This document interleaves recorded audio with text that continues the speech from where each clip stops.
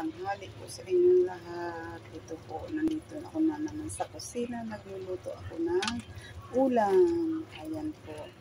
Simpleng ano lang po ito. Ginisa ko lang sa kamatis, sibuyas, mga amiga.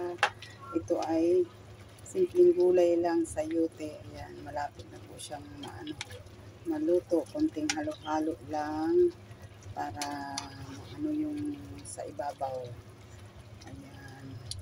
Simple lang po itong aking gulay, mga amiga. Ayan, maraming salamat po sa mga nanonood ng aking ina-upload na video sa pagluluto. Maraming pong salamat sa mga followers at viewers ko.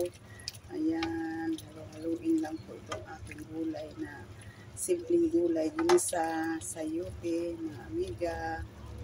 Ito po yung aking ngayong tanghalian.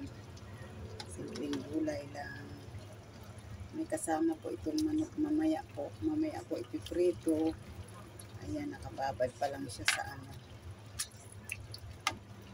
itlog lang po tsaka asin. Ayan, mamaya ipiprito ko po siya. Ayan, mga amiga.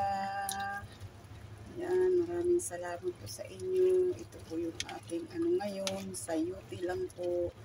Ayan, lubos po ako nagpapasalamat sa mga nagsubaybay sa aking video, mga amiga. Maraming salamat po. Ayan, luto na po siya.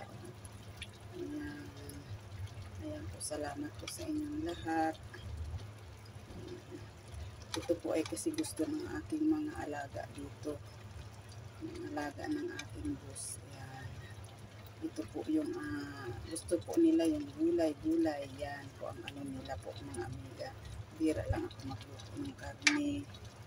Ayan, gusto po yung gulay. Kahapon gulay din. Yung gulay din. Ayan. Ayan po, kumakain po sila, mga amiga. Ayan. Ayan po yung aking ngayon. Ayan, luto na po siya. Haluin ko lang ng konti. Ayan. Ayan po.